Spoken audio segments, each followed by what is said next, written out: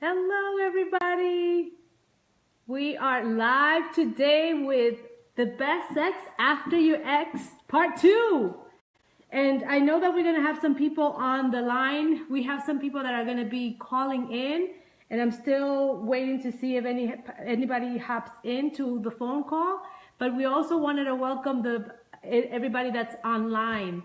We're going to give it a little bit of time to see how many people maybe join, participate, especially because we want to hear from you today. We want to have a conversation, be able to answer some of your questions, and see how we can connect and help each other out in this journey on dating and being intimate after a long-term relationship or after divorce. Yes. Yes. So let's give everybody a few minutes just to hop in. I am going to confess that I am not technologically savvy. I have some issues with that.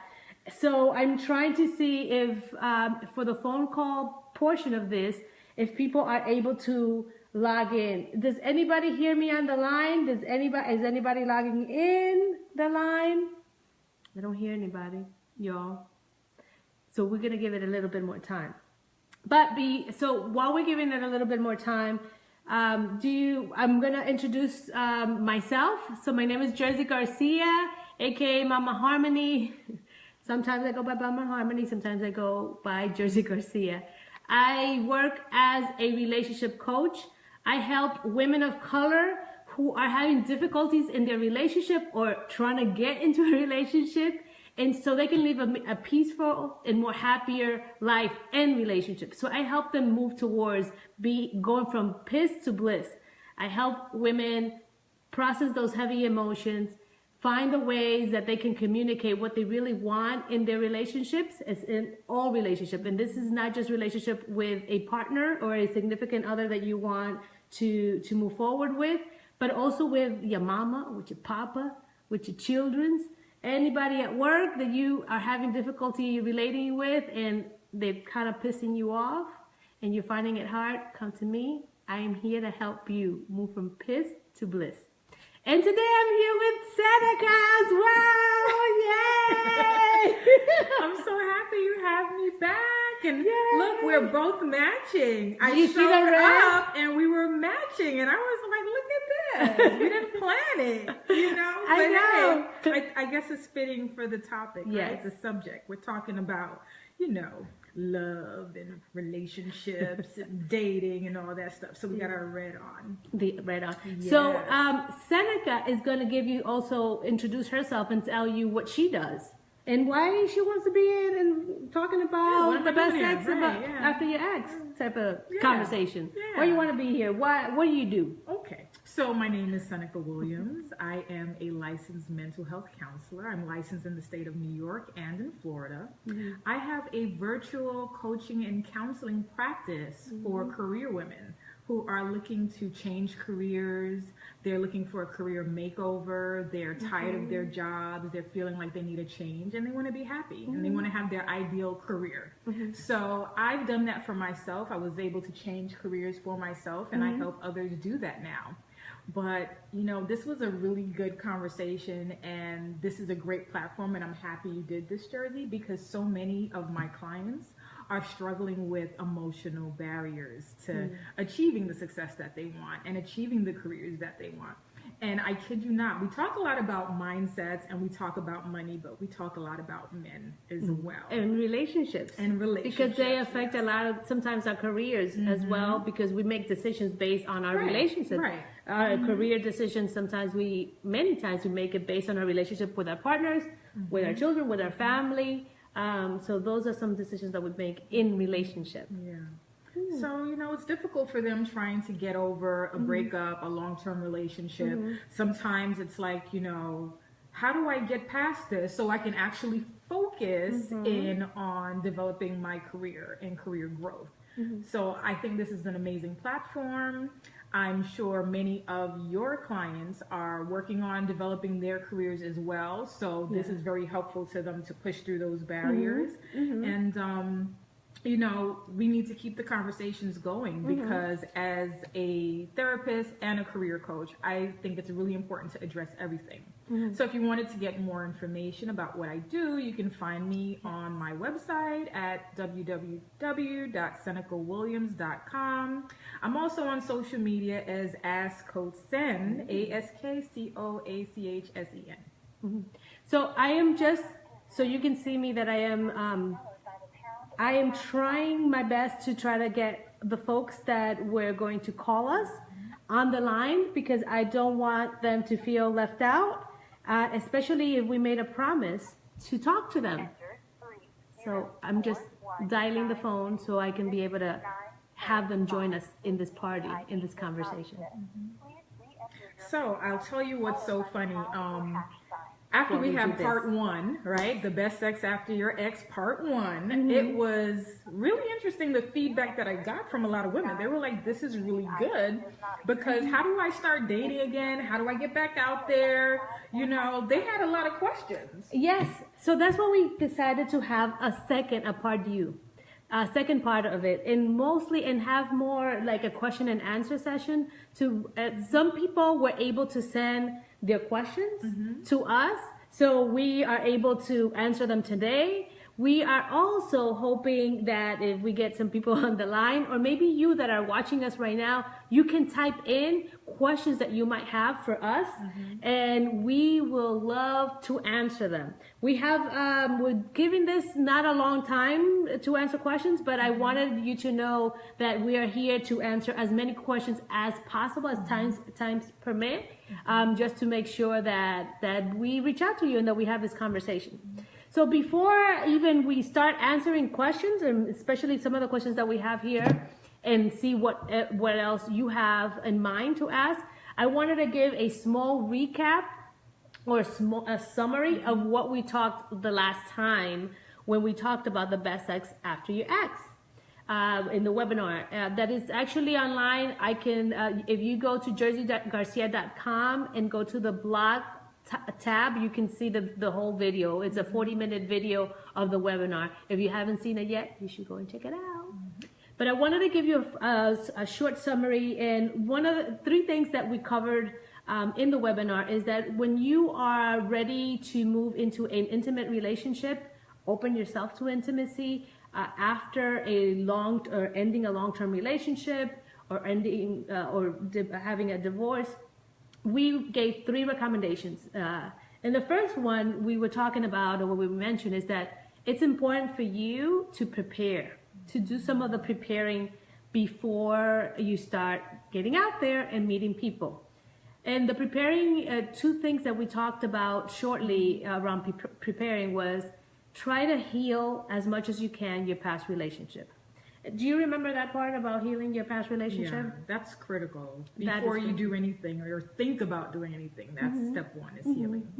And healing is about forgiving yourself and forgiving the other on whatever happened, on whatever situation ended the last relationship, and just trying to heal. I know that we can't forget, but we can definitely know how to try to process those emotions and heavy emotions that come with a breakup, and come with a breakup from a relationship that was long term. So that's something that we very much encourage, that before you go out there to find or meet someone, to make sure that you heal your past relationship. Another thing that we say is get happy first. Date yourself, pamper yourself, because we have to be able to get ready for another relationship. We have to be good with ourselves. We have to be happy with ourselves. We have to make sure that we are able to bring happiness to ourselves. Right. And the thing, you know why that helps is because like that, we don't go to the next relationship expecting that person to fill us up and to tell us how we should be feeling, or make them be the one that make us happy. If we know how to take care of ourselves and know how to take care of our happiness, then the person that will come into our lives, or that we bring into our lives, will just be a bonus, and will be icing on the cake. Yeah. Then the second tip that we were giving on dating, and the second part after preparing, is that when you're thinking about dating, is get clear on what you want moving forward. I think I meet a lot of people that know what they don't want. Oh, I don't want him to lie. I don't want him to be unfaithful. I don't want him to this or that. But they don't get really clear on what they want. Did you get clear on what you wanted when you thought about moving forward in dating? You know what? It's been an experience that I've had where when I was younger, I was more in the mindset of what I don't want. But guess what? You attract what you don't want when you focus on what you don't want. That's right. So when you get clear, on what you want, that's what you start to attract, because when it shows up, you know exactly what it is and what it isn't. Exactly. So be clear. Once you are clear on what you want, then you know what you want and you start looking for it. So when something else that is not what you want shows up, then you can let it go. You can ask for what you want. If you don't receive it, if that person is unable to provide you with that, then you know that you need to move on or maybe make some modifications, let's say. The second thing that under dating or when you're considering dating that we mentioned was to think about not giving your power away. And that comes a lot with knowing what you want. When you know what you want, you won't give your power away. I know a lot of women that we speak to. I'm also a marriage and family therapist. We find that some women give their power away in relationships, especially at the beginning when they're starting to date or get to know the person. So when I say giving your power away, it means that you're just trying to mold yourself to the person that you think this person wants.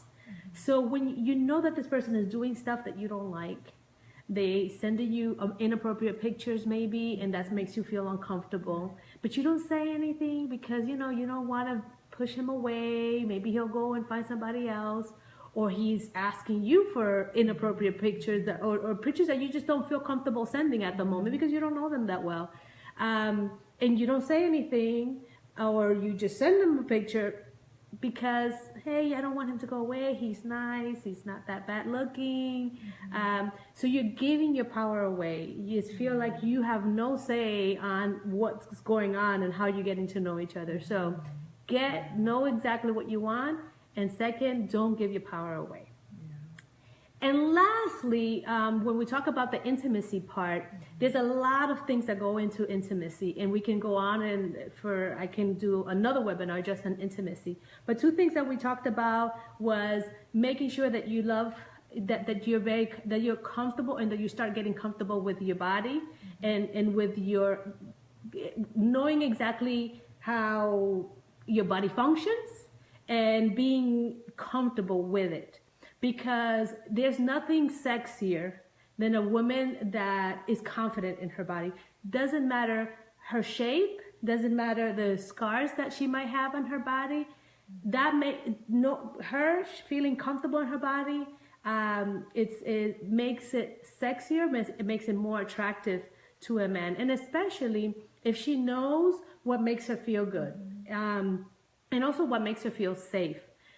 One of the conversations that a lot of the times I not have had in intimacy, and when intimacy is going to start, is the conversation about safety. I know that you have sometimes conversations about safety with clients, or how to talk with a potential intimate partner about safety.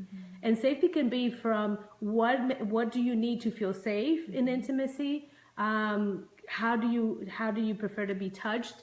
To have you had STD and HIV testing, all these things that will ensure that you feel safe in being able to open up into being intimate. And the last part about being intimate that I want to mention is that think about playfulness, and what do you find is your definition of being playful.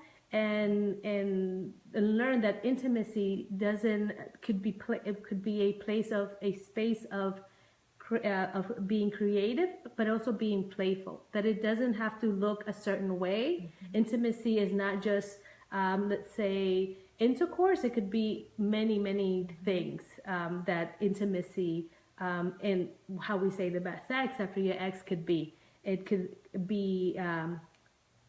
It can be a lot of different things. So remember, how are you going to be safe and making sure that you have those conversations, and also bringing in play and being creative in moving forward and being intimate.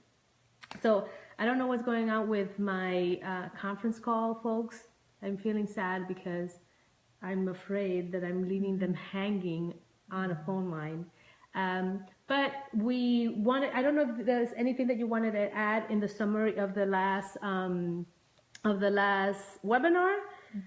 What I'm doing now, again, I'm trying to call to try to see if I can get the folks on the line, because I might have done something wrong. But in the meantime, I also want to let you know that we had some questions. We collected some questions from folks on the interwebs that have sent us. And there's a whole bunch of them. Some of them we might answer, some of them we might not answer. There's some good questions here. Yeah, there's some really good questions. There's some good questions. Okay. So, yeah, I want to know the answers to some of these questions. Oh, you do? Too. Okay. And I hope that they are helpful for you, for our listeners too. Yeah, so I before even we start with that, and while I'm dialing this number, I don't know how many people are online. So if anybody is online, can you give me a what's up, a heart, a thumbs up, or something, just so I can know that you're listening, that you're there. I don't want to not acknowledge you. If you're there, just let me know by a thumbs up or maybe a heart or something, just so I can know. I see one person. I see Maricel. Hi. Enter your participant ID followed by tab. And I know, like when I was asking questions, I was like, hey guys, do you want to turn in some questions? You want us to answer some things for you, and people might be a little shy. Because of the subject, the topic. So I was like, it's okay. You can inbox the questions because people are still feeling like talking about sex is taboo, or having this discussion in public is taboo. Usually it's with your girlfriends, it's in private, it's with your partner, but it's never discussed in this way, you know? And for some people it's like, oh, I don't know if I should expose myself and put myself out there. So, I can respect that. And that's why I'm glad that we took these questions, but we don't have the names attached to them. So when we answer them, they're going to be hearing the answers to their question, but we're not going to be using their names. Exactly. So thank you so much for mentioning that, because being confidential and making sure that people feel comfortable talking about it, that's the beginning. Is letting people know that their name is not going to be shared, that we're just going to be answering questions. So I want to just welcome the folks that are on the line. I'm sorry if you felt left out. We're talking on Facebook Live at the moment, and we are also talking to you in the line. So right now what we're going to move forward is to answer some of the questions that we received online. And then we'll move and opening the lines and also answering any questions that pop up online as well. So we'll take it away. Do you have some questions, Seneca, for me? And then what questions do you have from the... Well, you know what? I think a really good question, and it comes up a lot over and over, especially if you've been in a long-term relationship or married for some time, and then you're just getting back out there. Yes. It's how do I start over in a different dating landscape? Oh, that is a good one. Starting over. In this new landscape. And I'm going to tell you from personal experience. I was married 10 years. So, and I remember when I was married, I saw friends that were dating or trying to date. And I used to be like, oh my God, thank God. Right. Thank God I don't have to deal with that stuff. I'm so happy I don't have to deal with somebody. that. Yeah. So now I'm like, oh, okay. So definitely there's a different dating landscape than when I was dating before I got married. And what I've noticed is that this landscape is very digital, is very online, because everybody's very busy. And it's not able to meet or socialize as often as before. I mean, before I met my husband, or when I met my husband around that time, I was socializing more. We were going to parties and all those and going to different things. As an adult and as a mom of 2 kids now, I don't go out as much. And especially where there might be single men. To me, I might. So what I've done is that, yes, in this new landscape I'm learning little by little. But I noticed that a lot of it is done electronically or done on the interwebs. So there's different ways. Of course, the dating apps. There's definitely several dating apps available. Being careful when you start that. When you start the entering the dating scene through the apps, that your profile is okay. I mean, that you give, you don't have to give detailed information, but that you have at least some information that lets them know at least who you are, and the things that you like. And if they want to know more, then they can come in and send you messages. Other ways of meeting in this new way of dating or meeting people is meeting people through friends, and also in social activities, sometimes in your church, or sometimes in other kind of like professional circles. Not that many offer it, because in a lot of the professional circles, what I've noticed is that a lot of the men are married. But sometimes you will find that there's some single men there. So one of my recommendations is like, just know that the new landscape of dating, it might be very different from when you dated your ex. It's just about being aware, being aware, but that it is doable. Is doable, and it's just being aware and not doing the things that if you know that it doesn't feel good, don't do it. If a person is communicating with you in a way that is offensive to you or disrespectful to you, don't engage. So that's what it is. It's more about that, and the same thing. I mean, I remember when I was going to clubs when I was younger. If a guy came to a club, or you met a guy in a club and he was disrespectful to you, or was coming to you and approaching you in a disrespectful manner, you didn't give him the time of day. So the same thing happens in the interwebs, that you take the same precautions. So what do you think? Do you think that sounds like some good advice? I think that sounds great. You know, much of what you said is what I tell my clients, because sometimes they ask me that as well. Yeah. When you are now in your 30s, 40s, and beyond, and you have children, you're a professional, you're busy. Yeah. You know, it's not like when you were back in school, in college, or something like that. So how do you meet people? So, you know, you gave some really good points. You might meet them at professional organizations. You might meet them at a place where you have common interest or something like that. Sometimes people say, you know, they might have been part of a group, like a special interest group, and that's where they met someone they were dating now. I know people that have met in political rallies, or especially right. now with high-end activism in a lot of communities. So people meet there. So so finding ways. So yes, there's also the internet or the interwebs, but there are also other ways that are different from the way that we were socializing before. It might not be the club scene that we were really into before, but maybe the professional circles, the activism circles, the single parent circles as well. There's a lot of single dads out there too that are doing play dates and they're looking taking their for kids love. to the museum, and you never know, right? Yes. Yeah. So, you know, hint, know yourself. Yeah. What are you interested in? What do you like to do? Yeah. You know, because if you're doing what you like to do and you meet someone that's doing that and you both like the same things, that's a good connection right away. Yep. And then you get to know them without that pressure, that sexual tension. Yeah, you know, exactly. like in the bar or at a club, there's that sexual tension. Yeah. It's different. Yeah. Oh, and meetups. I know that you have meetup groups. Yeah. Meetup groups. Meetup.com. Ooh, they have lots Anything of you're groups. interested in, from fishing to skating to meditating. There's yoga groups, and there's a lot of nice looking guys, good men in yoga groups. So those are just some ideas.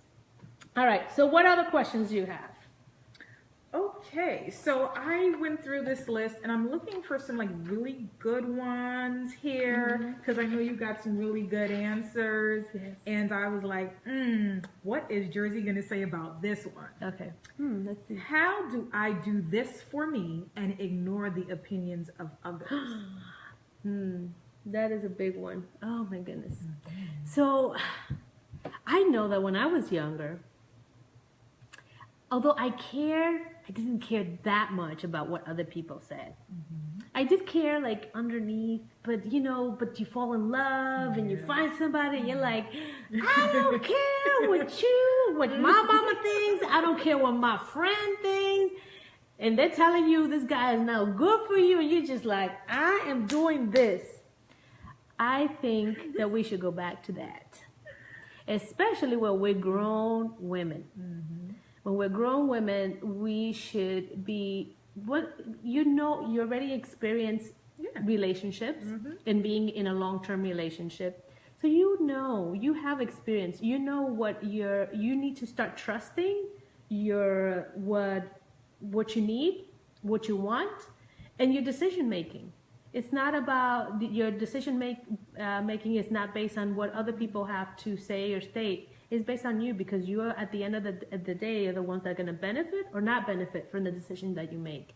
So you are experienced. You are experienced. You've been in relationships before. You're the expert in your life. So you're the most appropriate person to make this decision, not for somebody else to make it for you because they have not lived your life. They don't live your life currently. So you're the most appropriate. Now, I'm not saying that sometimes you don't sit with girlfriends or your parents or somebody. You might take some information. Maybe they have some suggestions that are worthwhile listening to. But you take it with a grain of salt and you say, okay, let me see. Let me take it in and see if this is appropriate for me and if this works. And if not, you make the decision that you feel is correct for you. You are the expert in your life. So trust your decision making. Trust that you will make the best decision for yourself and for your family too. Yeah? Yeah, I think so. That's a good one. Yeah, okay. Basically, just do you. Do you. Oh yeah, do you. Yeah. That's right. All right, so we got more questions? Yes.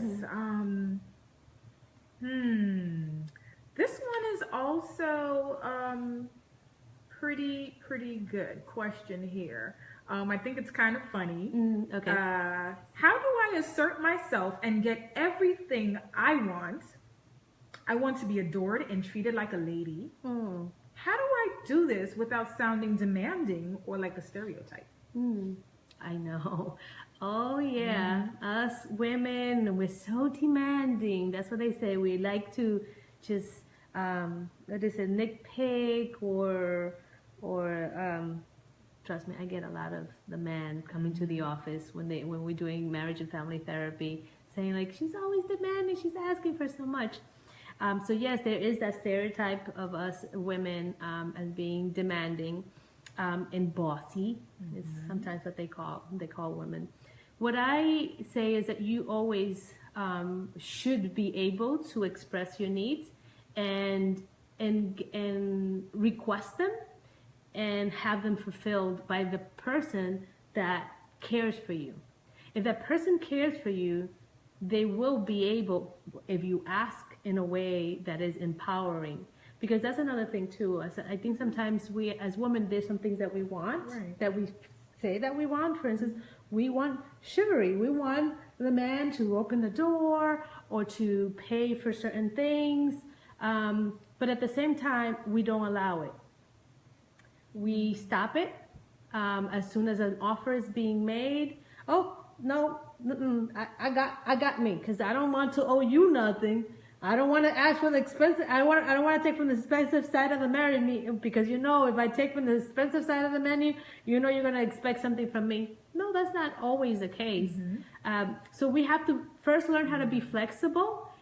Yes, learn how to say and state what we need and what we want in a empowering way, not in a way that we are just, you have to do this for me. but in an empowering way. This is something that I like, that makes me feel happy, that makes me feel sexy and more connected to you. How can we make this happen? That's the suggestions of making that offer to that person. Much. Yeah. So, and also allowing as women, we like, we got this, we got it. I know that there's some really powerful women watching this Facebook Live right now. So sometimes we like, and I know that I experienced that like, I got this, I don't need you. And we keep giving that vibe, like, I don't need you. But at the same time, I'm like, oh, but I'm trying to get to know you, I want you. But we keep pushing and pulling, pushing and pulling. So let's allow a little bit more, and allow them to be able to provide, to do the things that we, once we ask, that we want, that we really desire. So I think that's way that we can do it. We can do it without seeming stereotypical. Yeah. Or whiny. Sure. Oh, whiny. That's the word that I was looking for. That we whine a lot. What? So, all right. So that's one. That's a great one. Yeah. All right. Okay. Let's see. Should we do more? Or I know that there's one person on the line, and I don't know. The person on the line, if you can hear me, I don't know if you know how to unmute yourself. I think you're not muted. I don't hear the person. I feel so bad for the people online. But if you are online, we are on Facebook as well. If you have a computer close to you, just look for Jersey Garcia, Mama Harmony in Facebook, and you will see us live. Just in case you want to see us, and you also want to state your question as well. So I don't want to leave you hanging, okay? So do we have any other questions? We do. We're talking to women here. We're talking to single women. We're talking to women who may or may not have children. But there's a few questions here from the moms, and they're really good questions from the moms. Okay. So you're a single mom dating. I am a single mom dating. Single mom dating is a whole nother ball game, right? Because you have the same issues, but then you have children. Yeah. So I see some really good questions here. And one of the first questions I see here is, how do I tell someone I have small children? Or children, period. Yeah. You're a mom and you meet someone, they don't know you have children. So how do you tell someone that you have children or small children? I have to say that in dating, and especially if I'm using a dating app and I have a profile, I will put in that profile that I am a mother. I don't have to say the ages of the children or how many children I have, but I make that clear. I am a mother. I'm a mother. I am a positivity enthusiast, and I'm silly, but I'm also a mother. So I want to get that out of the way really fast, because I don't want that to, so when we are able to maybe talk and we are able to meet and talk, I don't want that for me to have to out of the blue hit them with that information out of the blue, and then they might feel that I'm coming from left field. I want that, at least that piece of information, to be very clear, that I am a mother, and that's important to me, and especially for people to know that, for that person to know that. So that's not a problem. Once they, at least if that's coming out in your profile, or on the first conversation that you have with a person, just to tell you a little bit about me, I'm a mother. And I am a mother, or just like we talk about what profession we do or what type of work we do. I'm a mother. I do this type of work when I love watching romantic comedies. So just in the list of things that you state and you share with that person about your likes and what you do, you include in there that you're a mother. You don't, like I mentioned before, you don't have to say right away the ages, the names, how many. But you have to make sure that they know very soon that that you had children, that you are a mother, and that's something important to you. And I don't think that's, if he is running away from that, or he is like, it's uncomfortable with that information, then that just gives you information and lets you know that maybe that's not the best person to get to know at the moment. Because if that person can't handle it, then maybe that's not the best. So from what you're saying, Jersey, is basically don't wait. Don't wait. I've heard of women saying that I don't want someone to know right away. So they'll say, well, maybe I should not tell him right away. And I could wait like till the third date or 3 months in. You know, they create these rules for themselves. So I kind of agree with you there. You don't want someone to get a perception of you that's inaccurate, because when they do find out that you have children, it's going to be really uncomfortable and strange, because not that they don't like that you have children, but you've hit a part of who you are for some time. So who are they getting to know? So it's always best, like you said, just be yourself from day one. I know that I'm pretty direct, and I would go ahead and tell people upon meeting them, my name is Seneca and I have a baby. And I think, like, I used to get some like eyebrows up sometimes when I used to do that, because it was like, oh my goodness, like you're just so live and direct. And I'm like, well, I have a baby, and now you know. Exactly. And do you want to take it a next step? Yeah. And you know, I also, especially after the first few dates, and then if we are really getting to know each other, and they already know that I'm a mother, I expect for that person to ask me about my children. If I see that person does not ask, because my children are very important to me, and if you're not asking me about something that's very important to me, then that means that you're not that into me, or that you're not willing to put the work, or you're not interested in finding out what makes me happy. And doesn't mean that you need to give them details about, oh, and the kids today, they went to work, to school, and this is what they want. No, it's like just something simple as, hey, how was it with the kids today? Oh, you know what? It was great. Thank you for asking and acknowledging the kids. So I remember being in a relationship after my marriage, after I divorced, and that was a short relationship that I had, but that I made that point clear.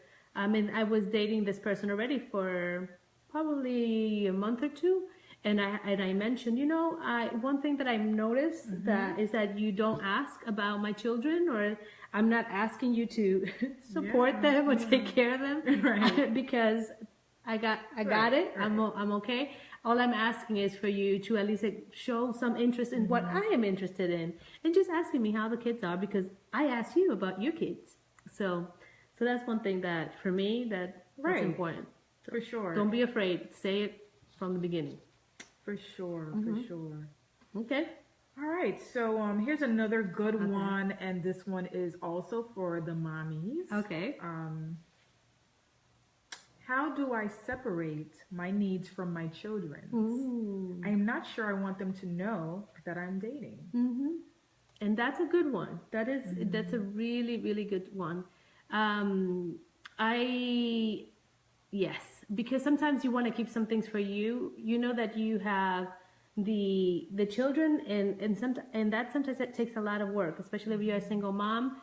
And we, outside of work and outside of the home with our children, we don't have a lot going.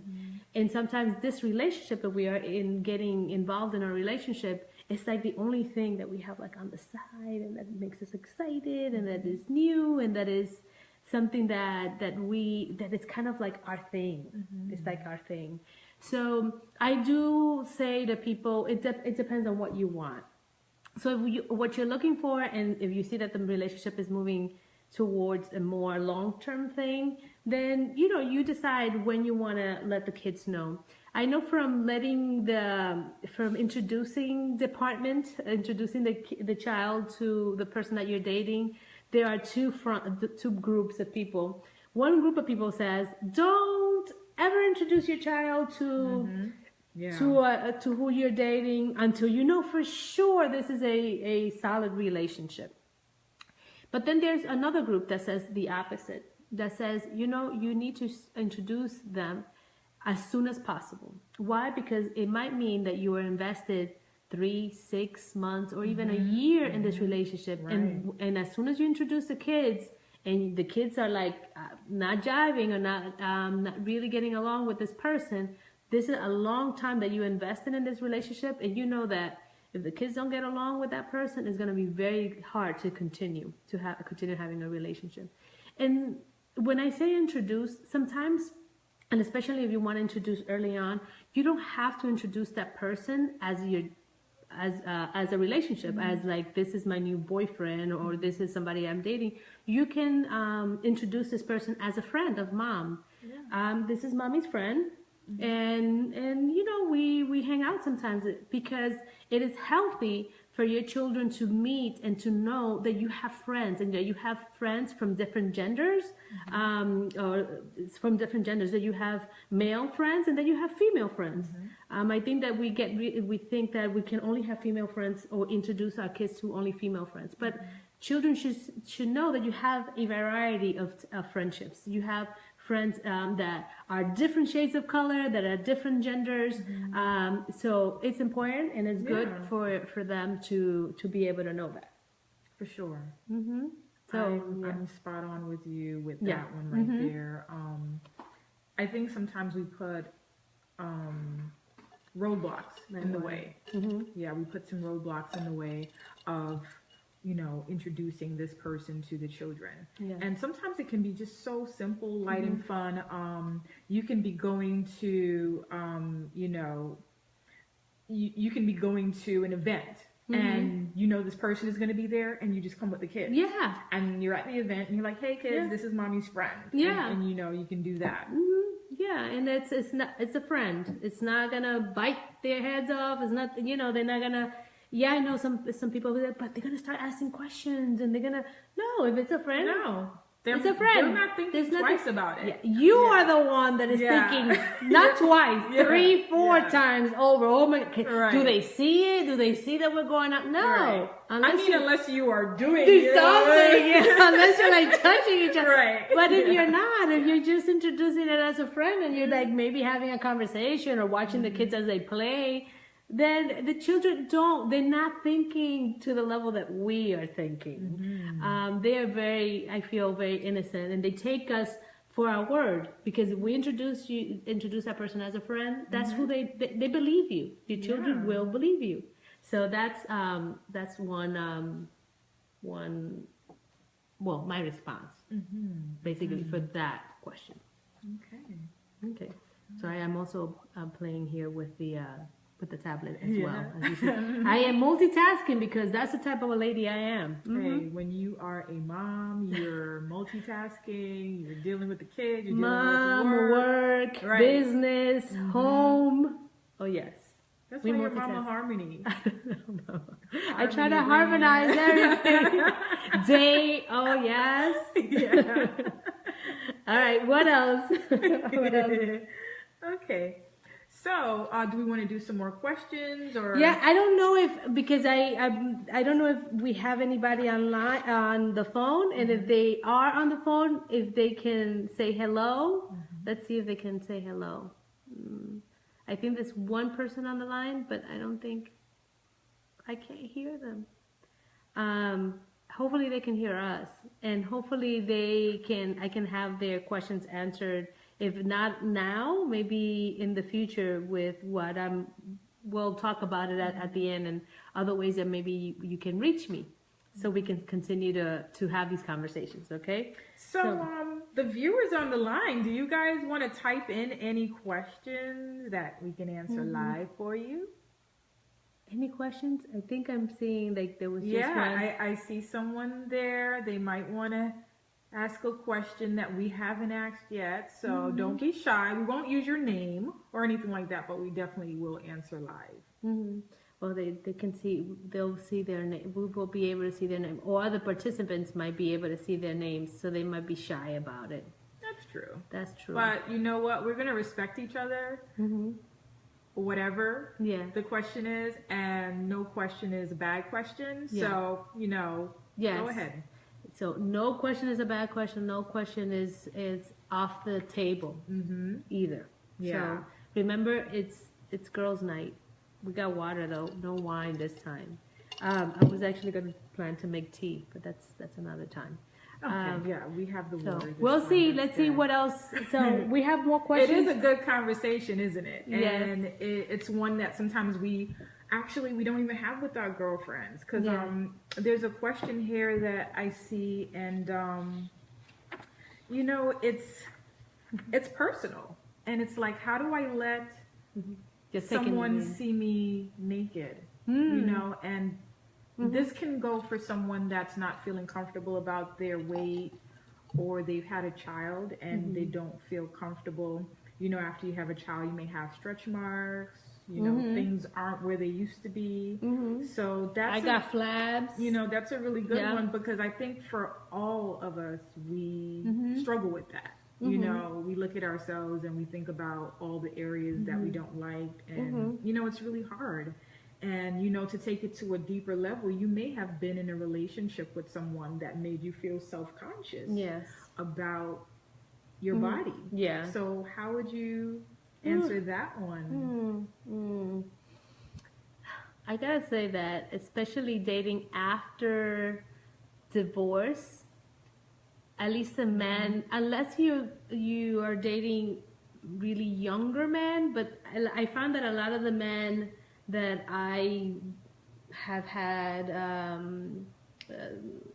I've been able to meet, are also people that, let's say, we'll call it mature men or adult men, that are not so into that you have to be a certain size or that your body has to be a certain shape.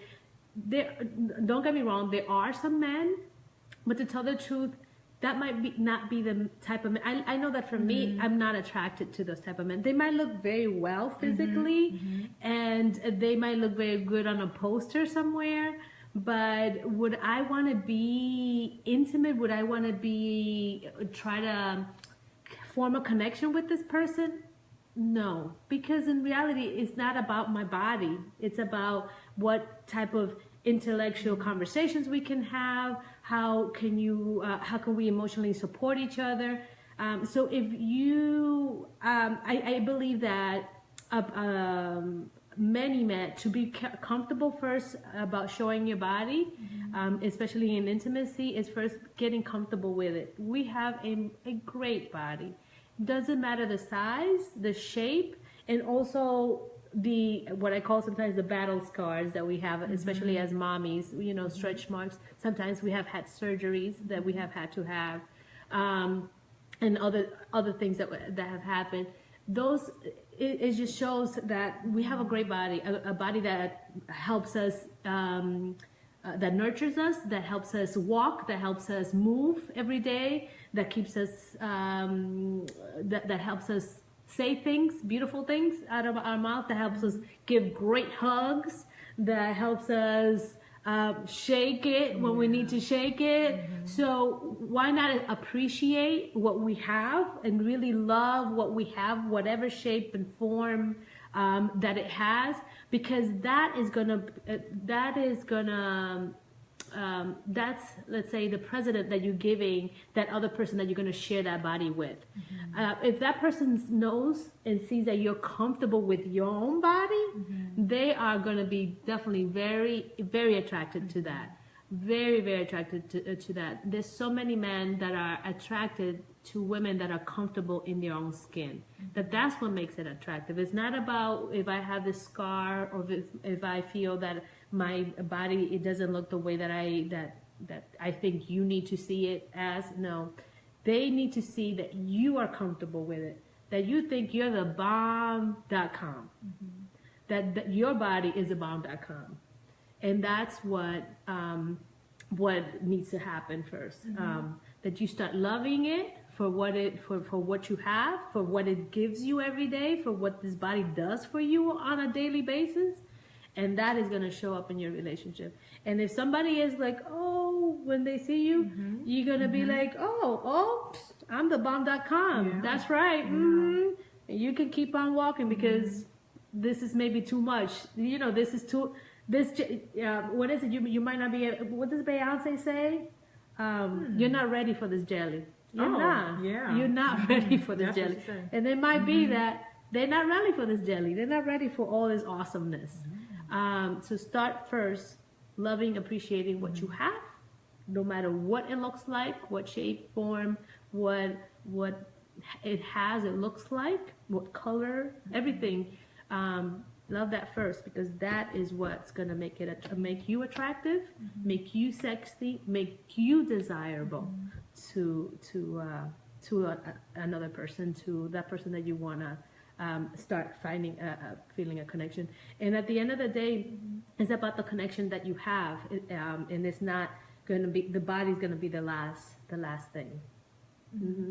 I mean, how do we say? We say, look at our kids. Sometimes, our children, we love them no matter how they look, or how tall or small, or whatever shape they are, because this connection that we have with this person is just, so it's not about that. And mind you, I know that it's not, with our children, we're not doing what we plan to do with a potential partner, but I just want to give you kind of a frame, a reference, in the sense of, like, we appreciate when you care, and when you have that connection with somebody. It's not about how they look in the outside.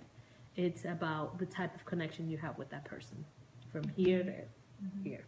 So I hope that helps, because I know that a lot of women struggle with that, and that's something that sometimes keeps a lot of women from connecting with, or putting themselves out there, in getting to meet somebody, especially after a divorce or long-term relationship. And also, especially if during their relationship, in their last relationship, they were constantly told that they were ugly, that they would never find anybody else because of the shape of their body, or because of whatever scars or stretch marks they had. Nobody's going to want you. They hear that, or they heard that a lot, being told in the last relationship, and so they internalize that information, and so it makes it difficult moving forward. But know that information was given to you for that, to keep you from moving forward, in finding a better connection, and also to keep you small, to keep you hidden. And you were not meant to be hidden. You were meant to shine, and you are meant to have a happy and fulfilling relationship moving forward. That with all your body parts, with all your beautiful body parts. So I hope that's helpful. I think that was great. That was really great. We get in our heads a lot about what men want to see. Yeah. And there are a few men out there who are shallow, and they're just into a perfect 10, and they want you to look like a Barbie doll, and they want you to look like that all the time. That's true. But I tell clients that I have, because I have women, sometimes they'll say, oh, I'm trying to lose weight for this guy. He's putting a lot of pressure on me, or he might be body shaming. If he's body shaming you, then you need to walk away. Because body shaming is a form of emotional abuse. Exactly. Anytime you start, like you said, making someone feel less than or small because of who they are, walk away. Because if anything, he should be encouraging you, and supporting you, and along on the journey with you. Do what you need to do to feel good about yourself and your body, and that shouldn't come from another person. Yeah. But sometimes I know that you encounter these people that will do that, and you just need to walk away from them.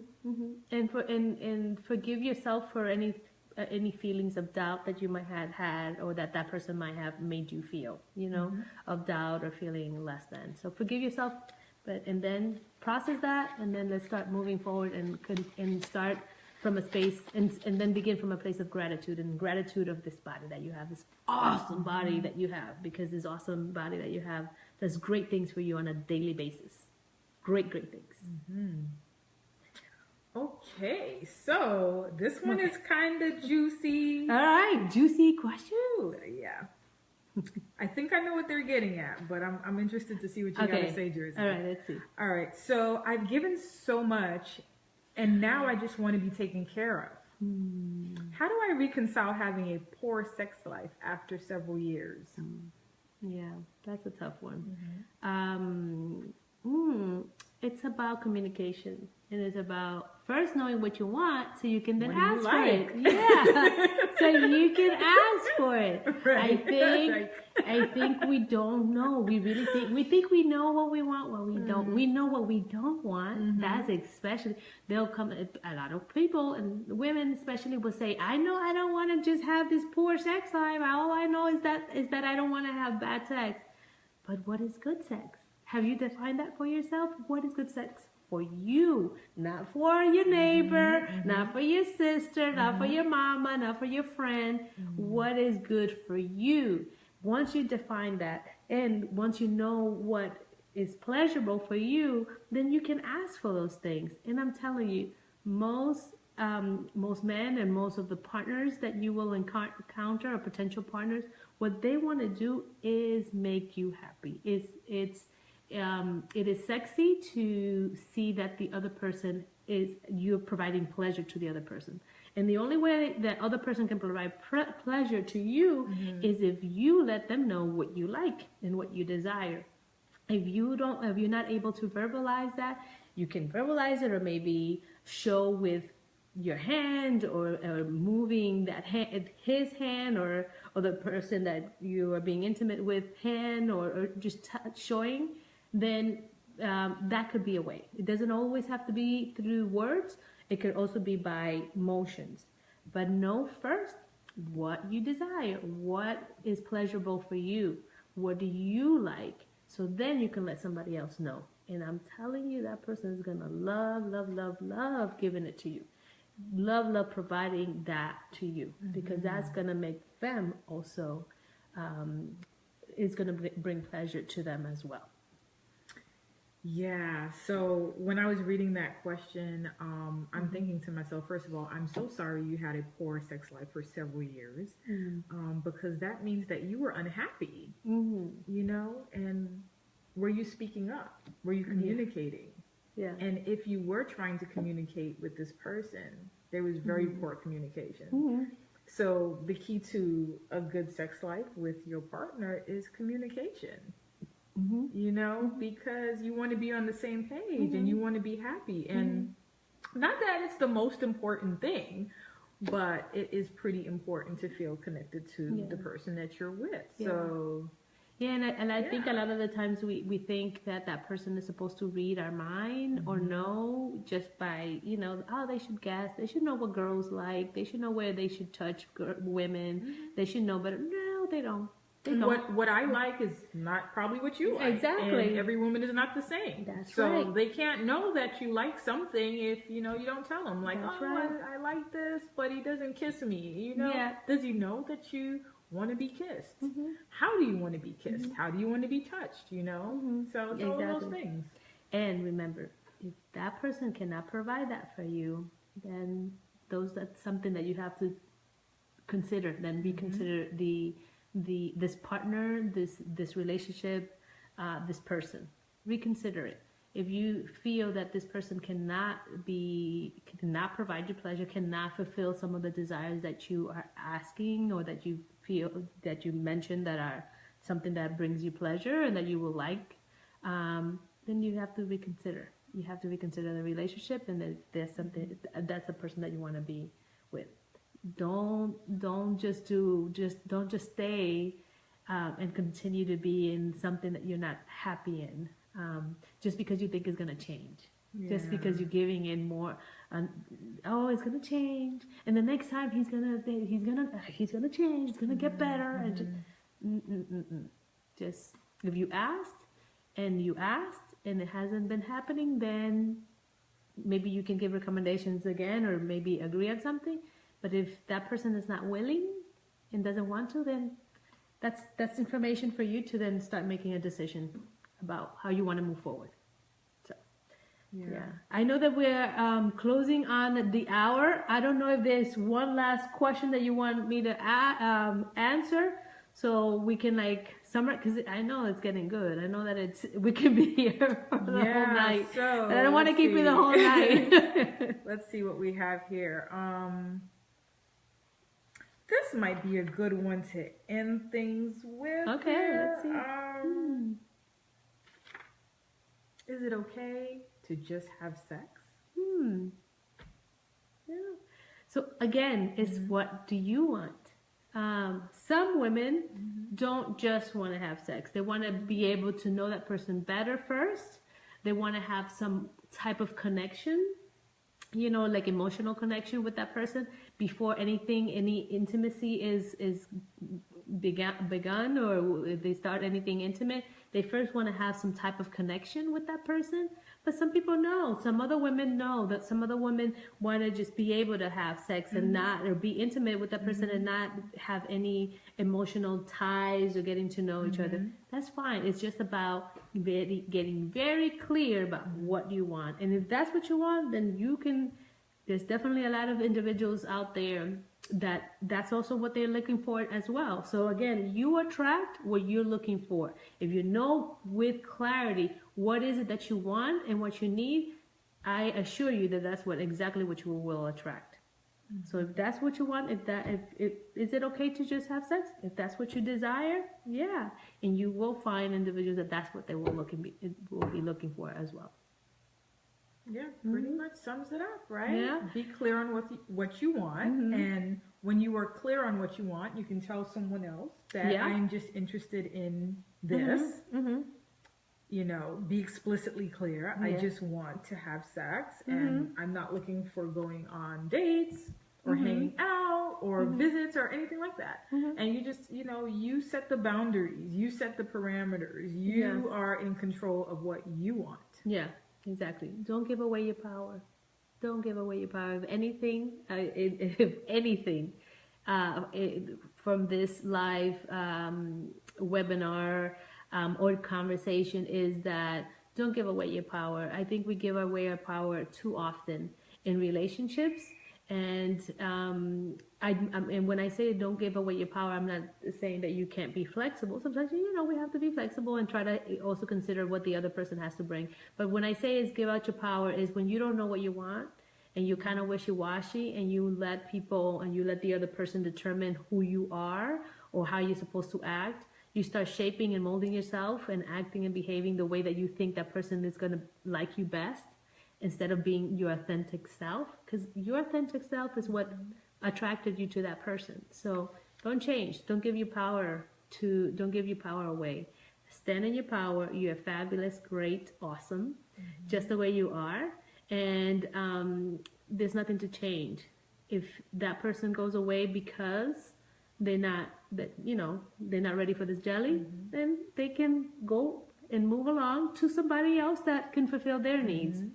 And then that opens you up for other great other individuals that are willing to spend that time with you and get to know you, or whatever type of relationship you want to have with that person. So I love this conversation. I want to have more. I'll probably have more soon, but I want to wrap it up, and I want to continue this conversation offline.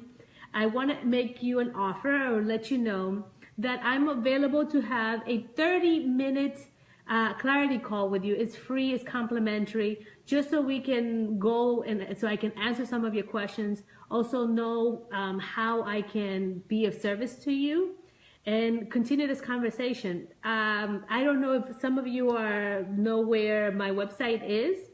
You can, let me see here in the comment box, if you have your internet open, hold on, I'm trying to type something here. Hold on. Okay. Hold on. All right. So let me close this up. So if you go to Jersey, I put in the information in the comment box. So you can also go to jerseygarcia.com, and then you can go to work with me. And once you go to work with me, you will see there the same address that you see here that I posted, and you can schedule your complimentary 30-minute call with me. It's a clarity call. It's basically we just talk about what's going on, where do you need support around dating, some maybe other difficult relationships that you're dealing with, and we'll see how I can be of service. And it will be my pleasure to talk to you. I love this stuff. You know, some of you I know that are online right now, you know that this is something that makes me very happy. I love having these conversations with women and some men. And I am available for 30 minutes. You have my calendar there. You can make the appointment, and I would love to see you there. So I don't know if there's anything else that you want to say about. I know that at the beginning of the webinar we talked about, well, Seneca talked about her website and her work as a mental health counselor and also as a career coach as well.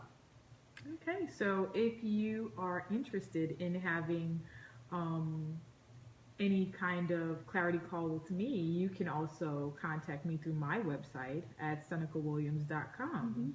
And I'm working with women who want to advance in their career. They're looking for a career makeover. They're looking to enjoy their jobs and feel balanced with work and home life and trying to live their best life so that they can love their careers, love their lives, and love Mondays and stop feeling like they're in a rat race. So you can find me on social media at AskCoachSen, AskCoachSen. Thank you very much. So again, I'm here to be of service. I am a relationship coach, and I'm also a marriage and family therapist. That I love working with women of color and getting them from pissed to bliss in their relationship. Stop being pissed. We ain't got no time for that. I'm here ready to move you into bliss and being happy in your relationships, in having happy, peaceful relationships with yourself and with others. It will be a great honor for me to hear from you, and I can't wait to see when you schedule your appointment to talk. And I see you next time. Hopefully soon I'll come back online and we'll have more conversations like this. Let me know if you liked it. If you do want more of this, let me know here on the box. You can write it up and just say, hey, more of this, please, please, please. And we'll make it happen. We'll make it happen. Yeah? All right. Bye, everybody. Okay, bye-bye. Bye-bye.